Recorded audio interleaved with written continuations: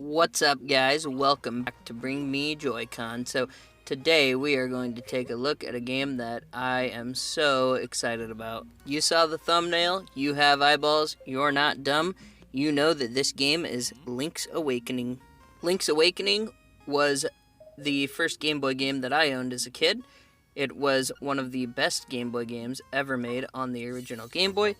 It got a colored release in the form of Link's Awakening Director's Cut on the Game Boy Color. I didn't play that game until I was an adult, years later, but that's probably, if you're going to go back and play the Game Boy version, that's very likely the best way to play it. I do appreciate the original, but that green tinted back screen and all that's just very unappealing once you're gone from it for so many years and you're in, this century. It's very hard to go back to. But the colored version is very, very good. I still really enjoy the Game Boy Color Zelda games, all three of them. But we are not here to talk about that. We are here to talk about the three-dimensional remake on the Nintendo Switch. It's incredible. It's better than I imagined, better than I thought it could be. There's a few differences, but for the most part, it's the exact same game, and I really, really, really am enjoying this. And I'm sure if you picked it up, you are enjoying it too. It's very hard to say that it's a bad game or that there's unenjoyable things about it. The only real gripe I saw from people was the frame rate drop, but that only happens in a few parts of the map on the overworld, and to me, it's not that big a deal. That just makes it like a 9.5 out of 10, really. It's not too bad. Modern Vintage Gamer used a hacked Switch and overclocked it to see if he could fix this issue, and it seemed like it helped a little, but not enough to really fix the issue. So I'm thinking this is something that Nintendo is going to have to address when they, do an update. Most games get software updates just for quality of life or whatever. I think Nintendo should really address that so that it can be a perfect 3D remake of Link's Awakening. Now, when I say that Nintendo changed a few things here and there, I think they made all the right moves. They changed a few things. They kind of changed some of the enemies to look a little more like the Nintendo Switch Breath of the Wild enemies. They look more like those Boboken things now. Which I thought was very cool, because if you're going to add a 3D aspect, you have to kind of upgrade the enemies and make them look more modern and just more sleek looking. And I just really enjoy that about this game, is that they just took everything and just made it better. It's like the same but better. Something they added are the glass bottles, or jars. I'm not sure what you refer to them as. I believe the game refers to them as bottles. You can capture fairies in them, and I don't remember those being in the original game. I'm 99% sure they weren't. I really appreciate them being in this game. It changes none of the plot. It really changes none of how the game is played or the story. But just the fact that you've got these bottles, it's very, very cool that they added that.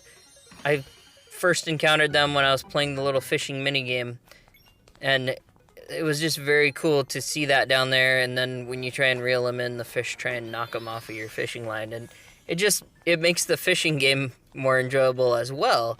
So they've taken all these little mini games. The claw machine, I remember being very hard in the mini game claw machine, and it's more enjoyable now too. To me, it feels slightly easier than the original Game Boy version.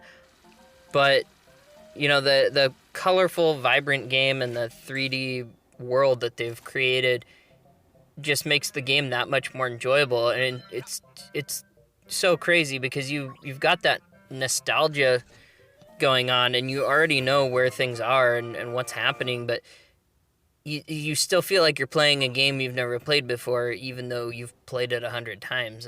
I mean, for me personally anyway. And I feel like that's very cool. And if you've never played this game before, then it's your first experience playing it, and it's just amazing. And I really, really like it. I like there's a woman in the middle of town that you can talk to, and she will sing a song for you.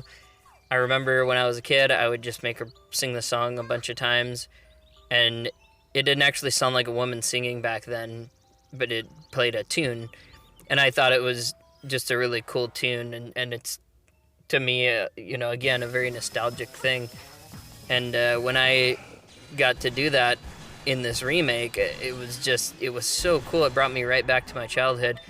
But the game, of course they changed it a little bit. It's been updated. It sounds like a woman singing now, not just a Game Boy music note tune. So that's very, very cool. I really hope that they do this with the other Zelda games, because I think they would sell like crazy and they would be that much better in 3 dimensions. I really, really hope that this is a trend for Nintendo to keep doing this. I've said it before, but I don't mind buying games over again if they're going to make them like this, if they're going to put in this much effort and, keep them true to the story, not change them, not make them different, but just make them better. And it's just such an amazing thing. I don't want to put it down. The most noticeable feature that they changed was this dungeon builder that most people are slightly disappointed with, because most people, I think, assumed it was going to be more like a Mario Maker style dungeon builder. I think everybody kind of got their hopes up. But to me, it's very cool. They put these limitations on where you can put certain pieces, and they did say that was because if you were going to have everybody make a dungeon and it was going to be like Super Mario Maker style, it was going to be very, very difficult for people to come up with their own little puzzles to complete each room. And so what they've done is they've created the rooms and the puzzles, a puzzle within a room to unlock a key, but you decide how the layout of the dungeon is. So each room you place on the map, and then there's certain limitations, like certain rooms have to be placed, like a key room has to be placed in a specific place, and then you have to try and, it's sort of like a puzzle in itself to build the room. And then you play through it, and any of the rupees that you collect while playing through, you keep on your adventure. It's very cool. It's very fun, so you don't really feel like you're grinding, but you could grind for rupees this way and have a good time and really not feel bored. And before you know it, you'd have your 900 rupees to buy your crossbow. I believe that's the most expensive item in the game. A lot of people just steal it from the shop owner, but, I don't want to be called a thief the whole game, so I'm not going to do that. That is something, though, that I was probably the thing that I was most excited about in this remake was stealing from the shop owner and then going back in and having him basically strike lightning at you. I don't know if he's some kind of magical being or what he is, but boy, that was cool. I would do it over and over when I was a kid, and I just always thought it was so funny.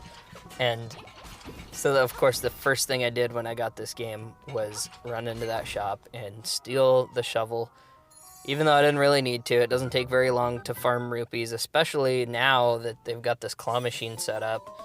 The way that they've done this claw machine, it's very, very easy to farm rupees. But it's so much fun to watch that guy get mad and strike this lightning on you. I don't even know how he does it. He's got to be considered like a magical being of some sort. Let me know if you guys picked up this game. Let me know what your favorite parts of Link's Awakening is. And I'm actually really curious to know from people that have never played Link's Awakening before. So if you've played it before, if you played the original or the director's cut years ago or even recently, and then you bought this remake, let me know if it met your expectations or if it was worth all the hype. Does it exceed those expectations that everybody had? Were you as hyped as I was about this game? And if you've never played it before, let me know what you think of the game. I'm very curious to know about generations after me and what they think of this game, because to me, I mean, this game is almost perfection.